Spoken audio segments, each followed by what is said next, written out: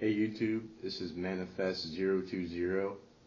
This is my first video, and I'm a little nervous, so give me a chance to break up the ice before you judge me. So why manifest, right?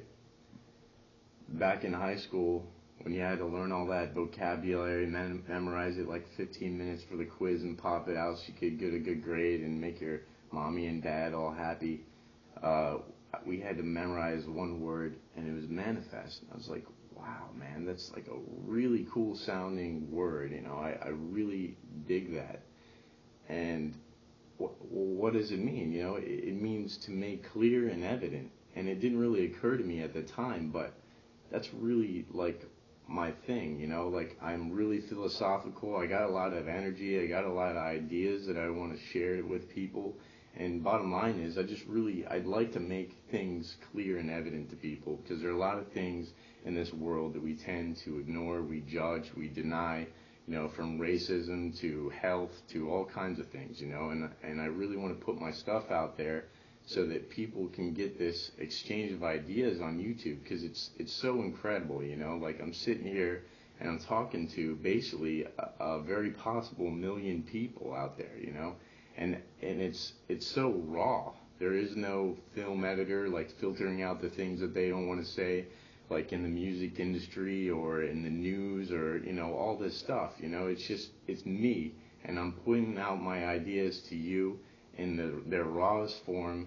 This isn't scripted, you know, and it's just out there. And that's what I really dig about YouTube. It's like really inspiring. And there's a lot of junk on YouTube too, but there's like this small percentage that's like, wow, you know, that guy just changed my perspective on things. And that's what I'm really trying to get out there, is that YouTube is this exciting new, like, powerful medium in which we can express our ideas and get some thoughts out there and break down some barriers that we never could before. So, you know, manifest, to make clear and evident. There are so many things out there, so many ideas that are on the edge of society's acceptance, and, you know, they just need to be out there. And so let's talk about life, okay? You have pain. We grow up learning that pain is bad. You know, we avoid pain. We don't really know why we avoid pain. We just avoid pain, okay? And then pain has a direct association with death. If you have too much pain, you're going to die. We don't know what happens after you die, but we don't want to die because it's bad. We lose people. We get in grief and all this stuff, you know.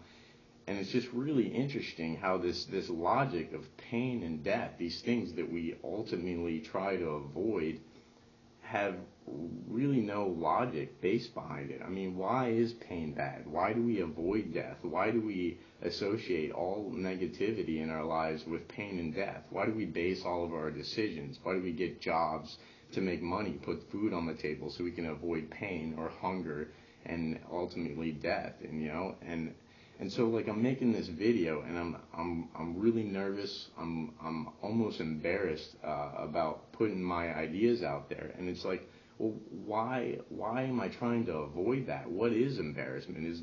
Embarrassment is essentially pain, right?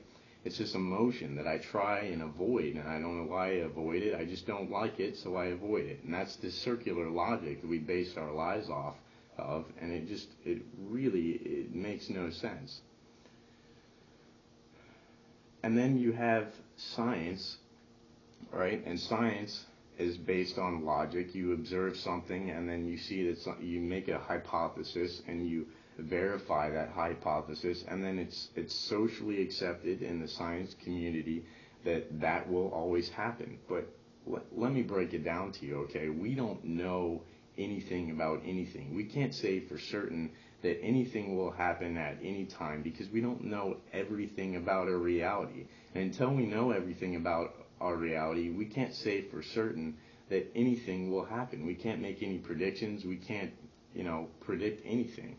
So what is the difference exactly from skepticism and faith?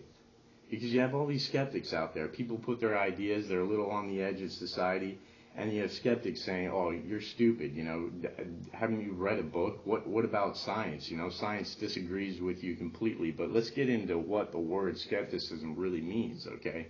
Skepticism is based on science. And like I just said before, science is based on these observations and hypotheses that have been not able to be proven wrong yet. And so what does skepticism really boil down to then? Skepticism is the faith that something's wrong, okay? And faith is just having faith that something's right. So they are really that different. And there's always this choice between doubt and faith in something, and it's like it's just maddening, because I like to think myself as a logical person, but when you really analyze the words skepticism and faith, they end up boiling down to the same thing. It's just, positive and negative, which one's right? Who the hell knows, But what I can tell you is that there are tons of ideas in religion, society, politics, all of these things, and when it really comes down to it, the only thing that we can really discern what is right and what is wrong is how we feel about it. Because if an idea clicks with you, then you need to adopt that idea until something new comes along, because you have no other choice.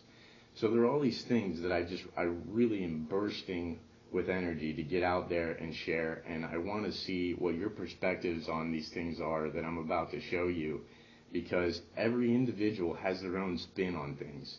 And if people don't put their own spin on things, then we as a whole are missing out on something. So I really want to inspire people to really just be self-aware in their reality and their life, so that we can exchange ideas and really discern what life is all about. And so, like I said, I'm philosophical. I have a lot of things that I just, want to talk to you guys about that I've read in books and that I've read with religions that I see every day, and I just really want to put it out there. So thanks for listening to me. I hope you enjoyed this short little whatever it was, and peace out.